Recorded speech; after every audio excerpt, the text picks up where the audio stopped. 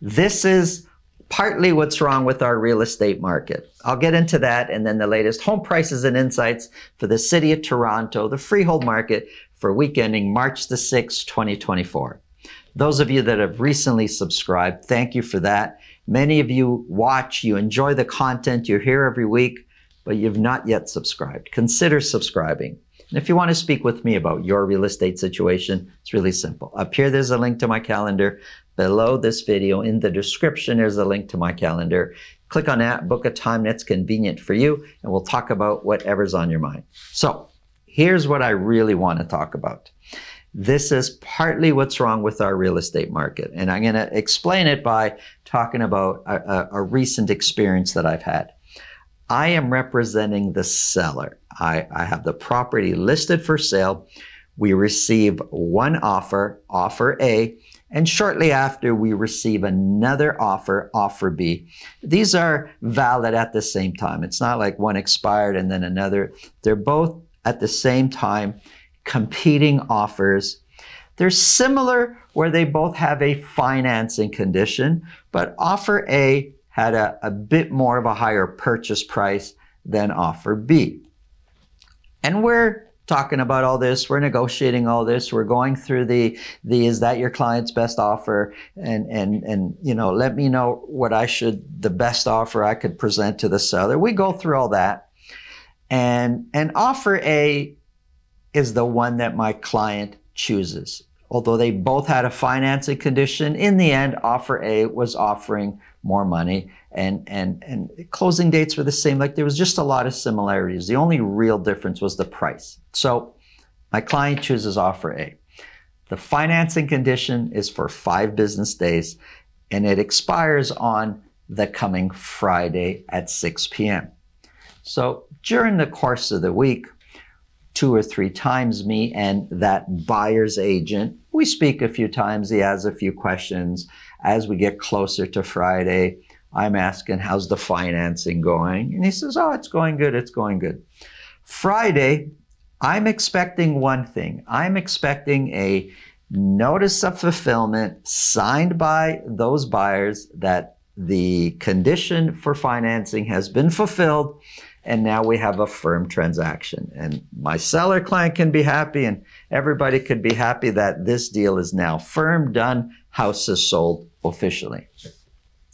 But that's not what happened. What happened was, on Friday afternoon, I receive a call from the buyer's agent saying that they're having some difficulty with the financing and that they needed an extension.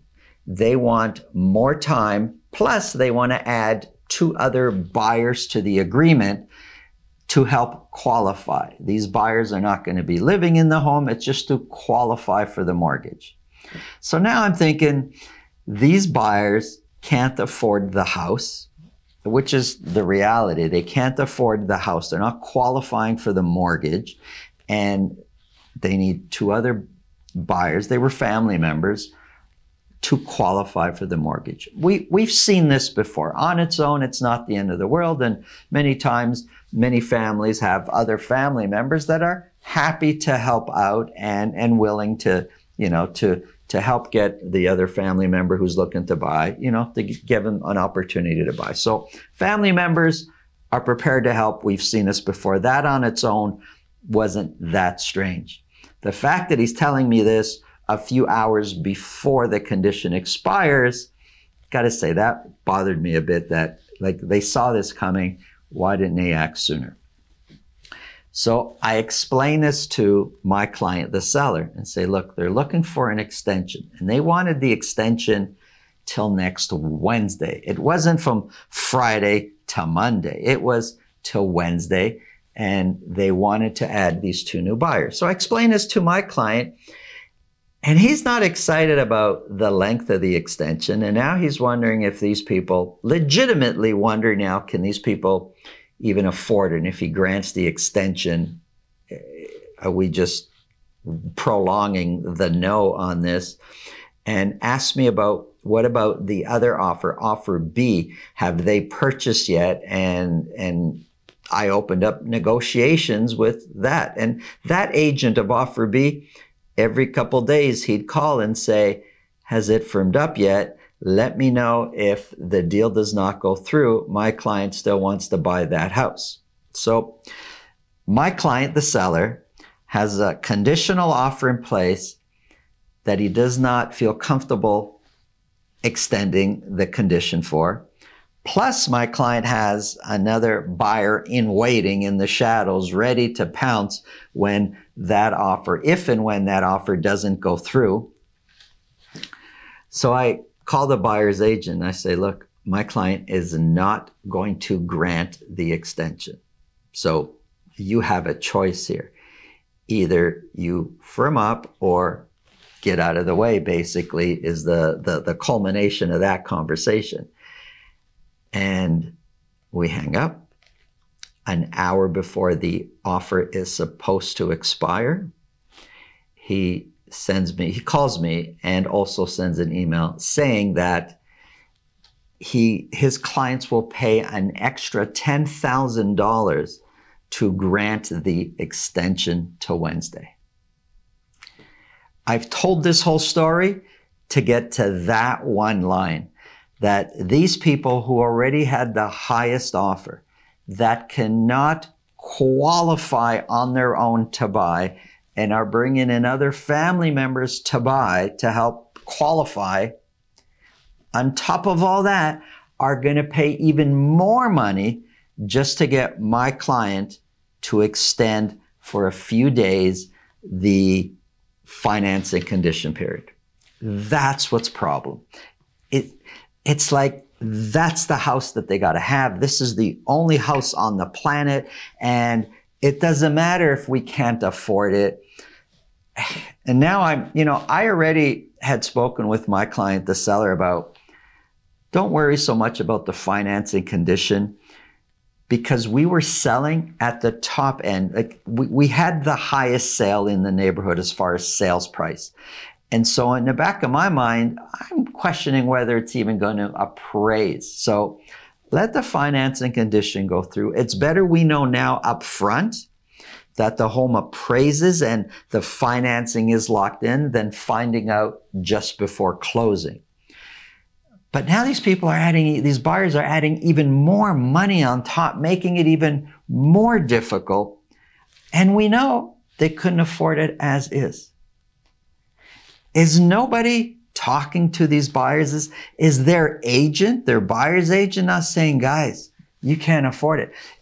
Are the family members that are trying to help these two buyers out saying, folks, maybe we need to spend a little bit more time and save some more money. Maybe we need to qualify better. Maybe we should buy a lesser expensive home where you can qualify on your own. I don't know, there's so many things, but I see this all the time. There's too many buyers out there just prepared to spend more than they actually qualify for, and will do everything possible to make that one deal work as if that's the last house on the planet. And if they don't buy that one property, they don't know what they're going to do. Their life will change.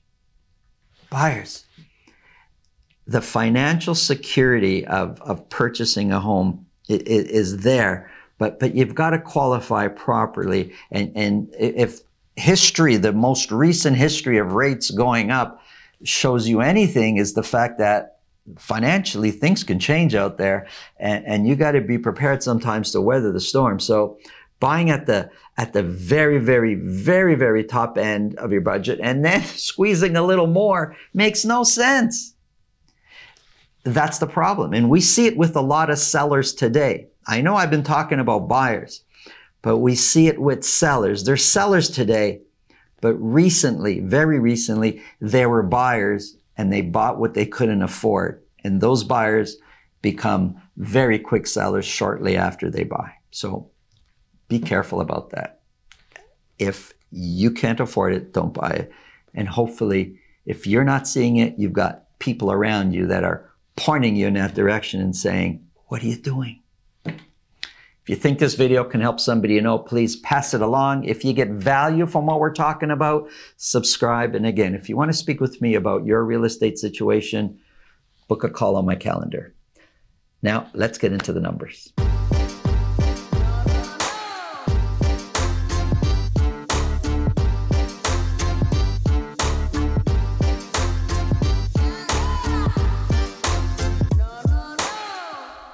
Folks, the Toronto freehold market, it's headed in one direction right now.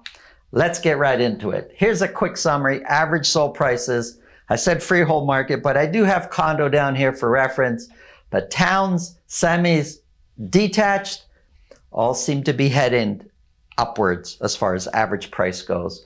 We're starting with detached properties. Let me say this, all these numbers are just for the city of Toronto. This chart is for detached properties broken down by week for a whole year. For week ending March the 6th, 148 detached properties were sold across the city of Toronto. That's down one from the previous week, so we're not going to make that a big deal.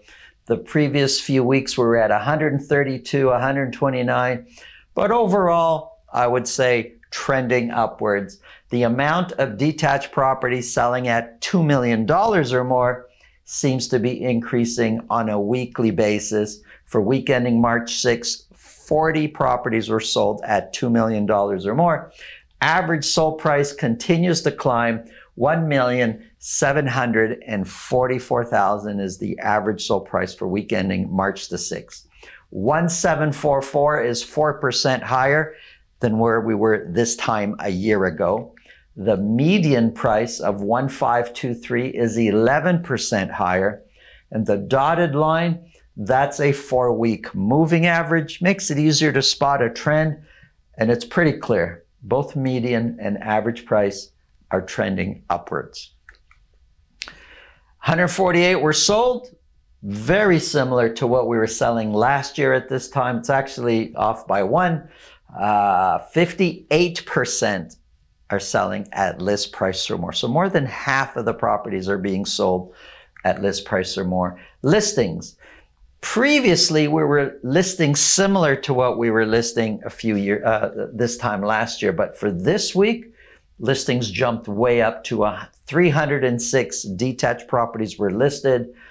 Active listings, however, barely moving. It's trending up, but it's so minuscule, the rate of increase, you're barely going to notice it.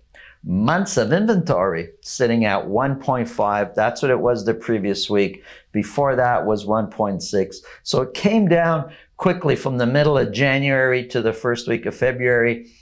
It's still trending down, but not by much. But it's extremely low. 1.5 is a very low months of inventory. We've seen lower. We have lower in different parts of the city. We'll cover that in a second. But 1.5 is considered a seller's market. And as months of inventory go down, you'll continue to see prices going up. This chart here breaks the city down into 9 different areas. And for all of Toronto, months of inventory is 1.5. And so, yeah, it's a seller's market, but it's kind of in the middle of a seller's market. It's halfway up to where the balanced market would be. But that's the whole city. When you break it down, you're going to get different buying experiences in different parts of the city. If we look at some of the more aggressive areas, Scarborough is sitting at a months of inventory of 1.2. East York, Riverdale, Beaches, 1.2. High Park is 1.8. 71% of the properties that sold in High Park sold at list price or more. Weston, Yorkdale, 73% sold at list price or more. Rexdale, Downsview, 1.1 months of inventory.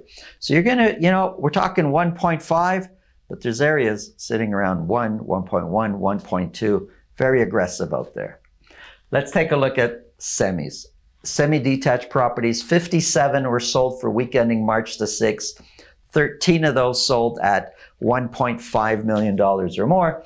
Average sold price is now $1,301,000. 1,301 is 2% lower than we were this time a year ago. The median price is 6% lower. Median price for semis, is 1175. The dotted line, again, that's a 4-week moving average. Kind of looks like median price and average price are trending up. Months of inventory, extremely low. We're at 0.7 months of inventory for semis. That's really low. Months of inventory is this low. Folks, prices are not coming down when months of inventory is this low. Months of inventory is the relationship between supply and demand. And when it's this low, it means there's scarcity out there. There's few properties versus the amount of people that are buying. It's just really tough in that scenario to see prices coming down. Sold at list price or more for semis, 79% of the semis that sold at list price or more. Here's townhouses. These are freehold townhouses. We're finally getting some sales, some numbers. 24 townhouses were sold. 4 of those were at $1.5 million or more. Average sold price, same thing, trending up. It's now at $1,209,000. 1209 is, where are we here? 4% higher than where we were this time a year ago. The median price is 14% higher, and both are trending upwards. Excuse me. Months of inventory sitting at 1. Months of inventory for freehold townhouses has been trending down.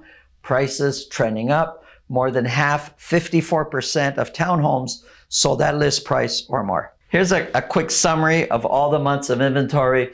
Just for contrast, you've got the freehold here. Condo market sitting at 3.5. We're not talking about condos today. That's tomorrow's show, and it'll be only about condos.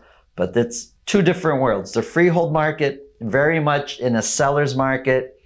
You're not in a buyer's market. There might be some pockets somewhere where you're experiencing a balanced market, but overall, we are in a seller's market, whether you like it or not. I'm telling you what we're in. Prices are trending up. Whether that's seasonal or not, expected or not, that's what's happening now. You should be prepared, and that's what you're going to experience if you're a seller or you're a buyer. Thanks for watching. Have a great day.